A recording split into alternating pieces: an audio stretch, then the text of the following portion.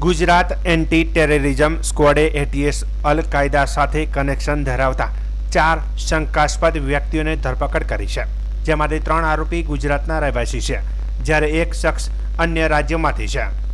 જાણવા મળ્યું છે કે આ ચારેય શંકાસ્પદો અલ કાયદાની કટ્ટરપંથી વિચારધારા સાથે જોડાઈ ગયા હતા અને સોશિયલ મીડિયા પર તેમજ ઓટો ડિલીટ થતી એપ્લિકેશનો મારફતે આ વિચારધારા ફેલાવવાની ગતિવિધિમાં સક્રિય રીતે સામેલ હતા. ગુજરાત એટીએસના ઉચ્ચ અધિકારીઓ દ્વારા મળતી માહિતી અનુસાર આ શખ્સો સતત અલગ અલગ પ્લેટફોર્મ પર અરબી આતંકવાદી ગ્રુપ સાથે સંપર્કમાં હતા અને કેટલાક ગ્રુપમાં સક્રિયતા દાખવી હતી. તેઓ દ્રષ્ટિકોણ અને કટ્ટરપંથી વિચારસરણીને લીધે ગુજરાતની આંતરિક સલામતી માટે ખતરો ઊભો થઈ શકે તેમ હતો. એટીએસની સર્વેલન્સ ટીમે લાંબા સમયથી ચાલતી મોનિટરિંગ બાદ આ શખ્સોની હરકતો પર નજર રાખી હતી.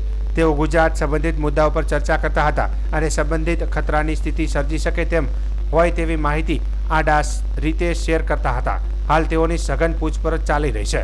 તો બીજી તરફ એટીએસને કેટલાક સોશિયલ મીડિયા હેન્ડલ્સ અને ચેટના સ્પષ્ટ સ્ક્રીનશોટ પણ પ્રાપ્ત થયા છે. આ ચેટ્સ ગતિવિધિઓ તરફ સંકેત કરે છે. મળતી માહિતી પ્રમાણે આરોપીઓ ઓટો ડિલીટ થયેલી ગ્રુપ ચેટ એપ્સ પણ ઉપયોગ કરતા હતા, જે તપાસને વધુ ગંભીર બનાવે છે.